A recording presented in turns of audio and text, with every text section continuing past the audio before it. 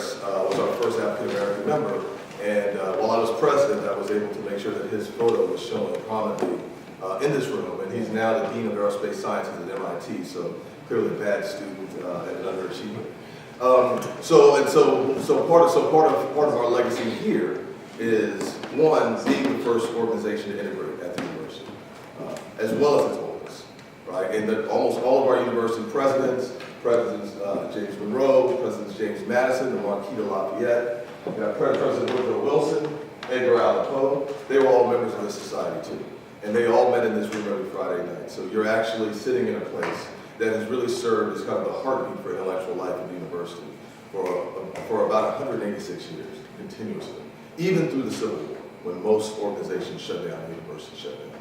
So it's with great honor that I'm able to invite people to come and join in this historic space and to see a little bit about what we do. I became the second African-American president of the organization in 2008. At that time, I had the pleasure actually of bringing in these two gentlemen who were initiated in that semester. Mr. Bimbo from Maryland is actually living on the historic lawn here. I live right down here in room 1. And Mr. Shields, who has risen to, in both cases, have taken on a substantial amount of university leadership. So it's also a great pleasure of mine to be able to feature these two gentlemen as young men that I think would be examples for the young men in the audience.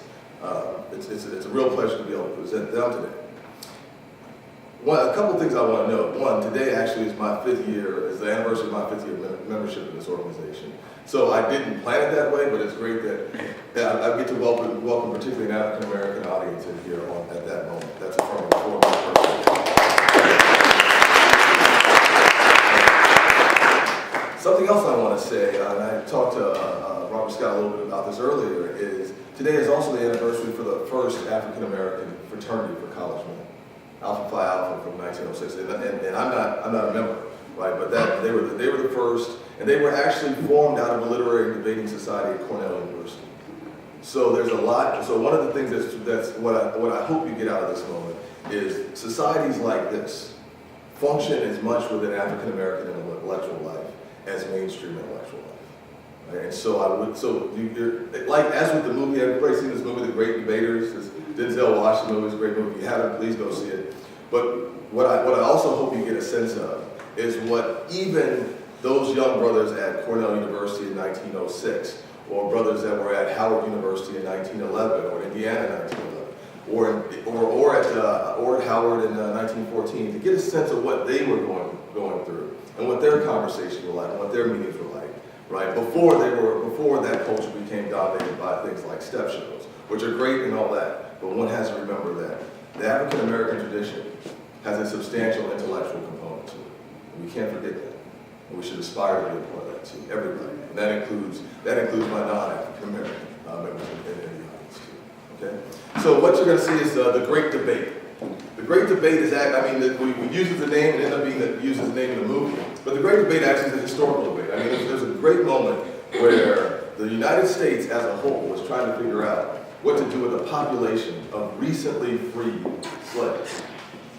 And this is a big issue. It clearly was a long and tedious issue of trying to figure out what to do with the issue of slavery. But after the Civil War, it then became an issue of integration. Like, what do we do with this population?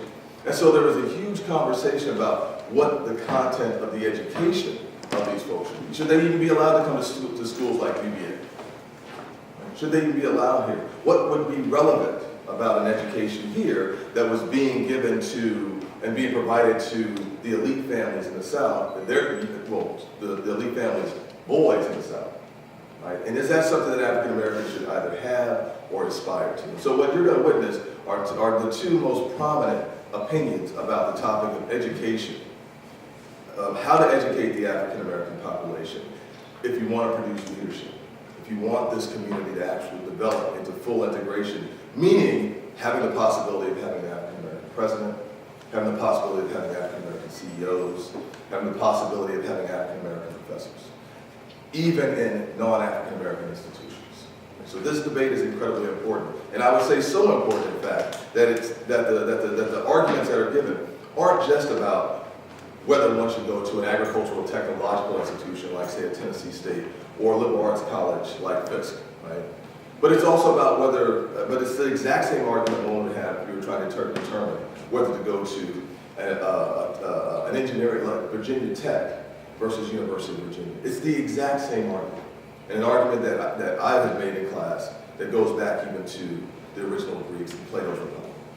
Okay, so without any further ado, I would like to set up, or at least ask to see what the parameters of debate is. The parameters of debate is just a fancy phrase that we use to say how much are all the different people